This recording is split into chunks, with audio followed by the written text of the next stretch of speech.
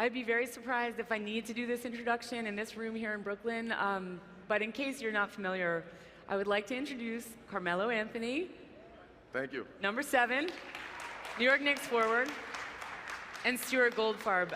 In case you're wondering what kind of a badass, excuse my French, Stuart Goldfarb is, he sits on the board of directors at the WWE. And I don't know if there's anyone Gen X in here. I know we got a lot of millennials in the audience, but he was the CEO of Bertelsmann's direct music group from 2001 to 2009, which is a time when we went from 12 tapes for a penny and buy one, get one free CDs and DVDs to Napster, MP3s, and the iPod. And he had to see a huge music company through that absolute transformation. And anyway, we're here today to talk about everything, basketball, tech, you name it. And I wanted to remind people that Carmelo Anthony is not just an incredible pro athlete, but he's actually the co-founding partner of tech investors Melo7 Tech. He's the brand behind it, an investor, and he's also the owner of the only professional sports team in Puerto Rico, the National Football Club there. Thank you so much for spending time with us. Take you. Really appreciate your being here. How did this partnership happen? You guys kind of seem like odd bedfellows. Stuart, can you give us your take? Everybody asks us the same question. It's, I guess we're kind of like a built-in sitcom partnership. It's, the panel just before this, somebody sent me a text and said they thought that was our panel because of coffee meets bagel. I'm the coffee, you the bagel. All right. He's good. So now, actually the way we met was I was friends with his wife. I met his wife in a boxing gym years ago when I was a boxer. And we got to be really good friends, and I didn't know who her husband was. And she said, oh, come on, you'd really like him. Why don't you come to a party? She was having a party for a book she wrote.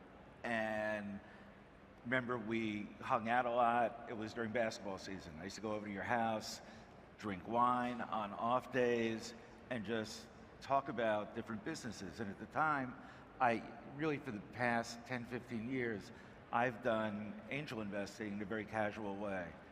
And also at the time, the Knicks were starting to really use some pretty interesting technology in practice, a device called the Catapult. And we started talking about technology and athletics and really just texting until like midnight, 1 o'clock in the morning with all kinds of ideas and stuff. And I guess the summer came and you guys were not in the playoffs, unfortunately. And we started going around and visiting companies, first in New York and then in California. And Melo was just like super interested and said, we have to start doing this together. So that's really how it started. I'm curious, why did you want to learn the ropes of investing, do this stuff yourself? It takes a lot of time. Why not, you clearly trust Stuart's judgment. Why not just, maybe enlist him as a kind of wealth manager, or lots of finance professionals would clamor to do that for you. What was important about doing it yourself? I have the opportunity to kind of be hands-on and be part of a kind of a culture and a genre who's forever changing our world day to day. So that was what excited me. Me and Stuart sat down and we were just trying to figure out exactly kind of what we wanted to do within that tech world. For me, it was more about learning the business, not just jumping in there and investing my money, but I had to learn the business. I'm still learning the business, learning how to read a business plan, learning the difference between a good business plan and a bad business plan, learning what questions to ask and what answers to look for. So all of these things is something I had to learn, day to day, and I'm still learning. I'm still getting better at that, but I'm very excited about what we're doing. And what was it about tech? Because there's so much to invest in, whatever, food, restaurants, a lot of pro athletes get involved in Hollywood stuff or fashion, you name it. Yeah. What is it you love about tech? Well, just the opportunity for people to be heard. All these companies out there, all these creative geniuses and creative minds that's out there, all of these builders and, the behind the scenes people that really, is important. Everybody wants to be heard. Everybody has a voice, and I think technology gives everybody that opportunity to be heard. Can you tell us, you mentioned Catapult was being used by the NBA, or at least New York Knicks. What are some of the technologies that you consider completely indispensable at this point for your NBA career? Well, for me personally, it was more, you have medical tech. Athletes today, unfortunately, have tons of injuries, so they want to know, what's the best technology to use for surgery, for recovery. You mentioned Catapult. Every day we used to use Catapult. We still do use Catapult now. Can you describe that a little bit for those who aren't familiar? Well, in the NBA, everything is data. Everything is data-driven. So if I can take data on myself and calculate that and accumulate that information and see how I can become a better player on the court and off the court, how can I recover better? How can I be at my best performance, day in and day out? That's what people want to know. That's what we want to know as athletes. This is possibly more a Stuart question. What do you think, what new technology that's sort of emerging, newly hitting the market, do you think will have the biggest impact on sports and entertainment moving forward? I know a lot of the other speakers talked about virtual reality and augmented reality really having impact on the world going forward. I think, those two, in terms of changing sports, media, and entertainment, are going to be enormous. Sports, the fan experience could be very, very different. In terms of athletes' training and development could be very, very different. In terms of really inventing new types of sporting events, just be a whole different world. I think artificial intelligence will really change things a lot.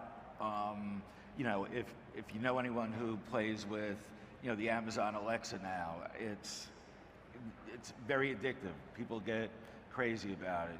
Siri, Viv. Are they going to come up with something with a man's name, by the way?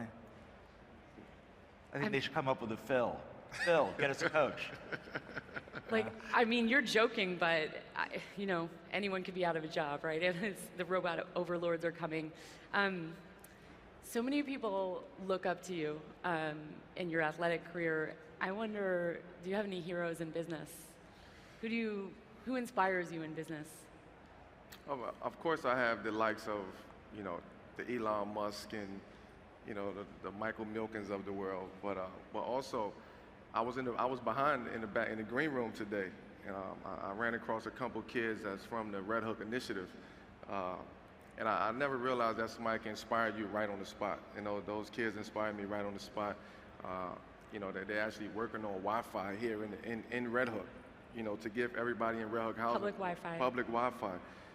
Like that's inspiring to me, to have the young kids, have the opportunity and the ability to do that. Like that's inspiring to me. Brooklyn's your hometown and Red Hook's your neighborhood, right? Yes, absolutely. So, okay, how does it, welcome home. Thank you, thank you. With Melo7 Tech, Stuart, you're helping Carmelo build a brand that could last well beyond the athletic career. Who do you think has, a model post-athletic career out there? Who are other pro athletes who've moved into business world that inspire you? It's interesting. When you look at athletes, even athletes who have built very, very strong personal brands, there are very, very few, I think you count them on one or two hands, whose brands have survived their athletic career. And I think there are a lot of reasons for it. And I think one of the main ones is that they don't even think about building a brand that's going to be different than their career until their career's over, and then it's kind of too late. I know we've talked about it a lot together about, how you do that and what that means. There are some kind of funny ones. You look at Caitlyn Jenner, certainly built a brand beyond an athletic career, okay, in a very different kind of way. More traditionally, David Beckham's done an amazing job. You know, his brand is intertwined with his family, with his style, look. You know, I think he's done an amazing job, pretty authentic job. I think Michael Jordan has done a great job. Maybe Arnold Palmer, not too many, Muhammad Ali, but not too many more. And then do you have any sort of role models in that regard, post-athletic career you really admire? Well, like Stuart said, David Beckham is one that, you know, kind of figured it out later towards his career. But for me, you know, Magic Johnson, I'll always look at that as the guy to look up to when it comes to having a career after basketball. And let's put it into perspective. Magic started thinking about, you know, outside of basketball, career after basketball, when he was done, 5 years when he was removed from the game of basketball. So just imagine if he would have had that, kind of that foundation while he was playing and was able to just transfer over after he retired, where would he be at this point in time? So that's a guy who I look up to, I admire. I know all the hard work that, you know, that he put into building that brand. And it took time. It took time for him to be where he's at right now.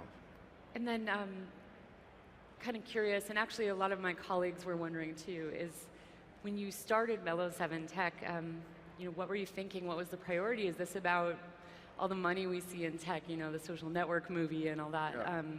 What were you thinking about when you started this? Well, when you first get into the tech game, you start reading, you start becoming more aware of kind of the business model of the tech world. What's doing this, what's doing that, how much money is being spent, you know, in the tech industry. And you want to be a part of that some way, somehow. You're always thinking about how can I just have that one time where I just hit a home run. But then as you start putting things into perspective, it's like, okay, you really have to take your time. You really have to understand the game. What can I do to be a part of the ever-changing world on a day-to-day basis? And that was kind of one of the reasons why I wanted to get into tech. So am I hearing this right? It was like the money is enticing and the sort of the thrill of... The money is enticing, but it's also the thrill of being involved with businesses and companies that's changing the world today. I mean, tech is changing the world in everything we do, whether it's sports, fashion, music, regardless of what it is, it's changing the world. So how can I become, you know, better at knowing what's going on out there and be a part of that world? So for anyone who's not quite familiar with the Melo7 Tech Partners portfolio of companies, they have invested in education tech, food tech.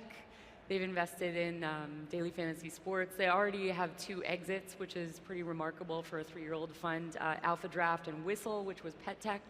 I'm curious okay, so during the season, you can't dedicate that much time to it, I'm guessing. But so how do you define your investment thesis and kind of, you know, how have you defined the investment thesis together? So, I mean, you know, we're active all year round, season or off season. Yeah. You know, the only difference with season is he has a different day job, but I mean, I don't think there's a day that goes by that we're not, you know, very actively engaged with each other. So, you know, we have a great network of VCs, you know, we hear from, of founders, of just people we know. We both have really good Rolodexes. And, you know, we try to invest in companies that, you know, really make the world better. Do you have sort of a brand in mind for the fund? Like, our brand feels like Gucci in fashion, or our brand feels like Oprah Winfrey in TV, or our brand feels like, I don't know what it might be, but do you feel like we want to be the X of venture funds? So I don't think that way. It's silly, but I don't think that way either. We enjoy what we do. We enjoy working together, and we enjoy the different opportunities that's presented to us. It's not like we say, oh, we want to be like this group or we want to be like this brand. We're here to, you know, create our own brand in our own lane, and, you know, kind of infiltrate the tech world. is there something you will not invest in?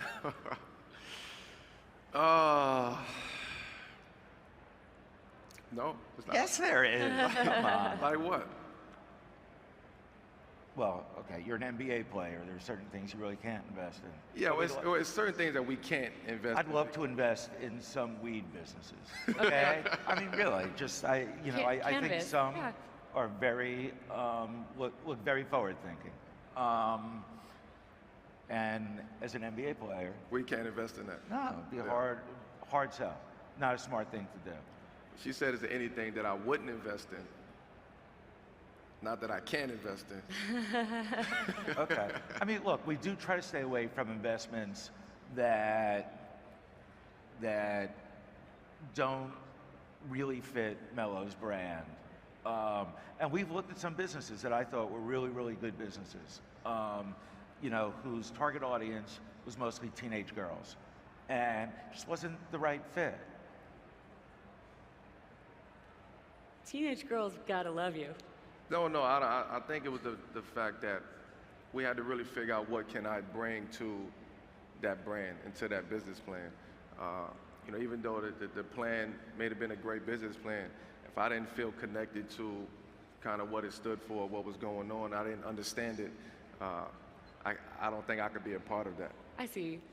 I have a question about the tech I want to circle back to that question about the tech that's in your life as a pro athlete. Is there, you talk about health tech and some wearables. What about in the rest of your career, like how you engage with fans and deal with all the, product endorsement considerations, or you name it? What other tech do you use? Well, it goes back to kind of what Stuart was talking about when you're talking about virtual reality. And for me, the most intriguing thing now is fan engagement and how to engage the fans in a different way. Imagine fans don't have to go to a game to actually be there, and everybody can't afford a courtside ticket. But if with virtual reality, you'll have an opportunity to be home and still feel like you were at a courtside game at Madison Square Garden. So that's where kind of everything is going at. And for me, is fan engagement is very big, on my plate right now. I heard that you run some of your own social accounts, which is something not all pro athletes do. What's your jam in social media? I like to do the Instagram because Instagram. It's quick. I'm still learning Snapchat. My wife and my son is definitely on Snapchat. All my younger relatives, nieces and nephews, that's all they do. They walk around the house all day and they just snapping. And I'm like, what are y'all doing? Put the phones down. But then I have to kind of remind myself that this is where everything is at right now. So I usually just do my Instagram because it's quick, it's accessible, and I feel like I connect, better with my fans. We just have a couple of minutes left, and I really wanted to know, do you feel that investing is something you can do full-time? I know we talked about this a little bit, but I want to dig in, like, if so, what's your sort of horizon, I mean, are you thinking about retirement already? No, not at all. No retirement talk right now. I still have years to go. But I will say this is something that is a long-term plan, for me. This is not something that I'm just in it for, 1 year, 2 years. I'm just trying to get into one company and become more rich off of just one company. This is something that I see myself doing now and way beyond, Do you want to invest other people's money, like possibly other athletes, or? Well, it's hard to kind of be in the business of management right now. It's hard to manage my own money, better yet manage somebody else's money at this point. But eventually, down the line, when I have more time, and we grow our brand and grow our tech fund bigger, we'll think about kind of management at that point. And then I just wanted to do a little bit of silliness here. So you're in a Teenage Mutant Ninja Turtles film, right? Yes. All right, on level, Raphael or Donatello? Raphael. Leonardo or Michelangelo? Michelangelo. This is heavy-hitting journalism stuff, people. Frank Sinatra or D'Angelo? Frank Sinatra.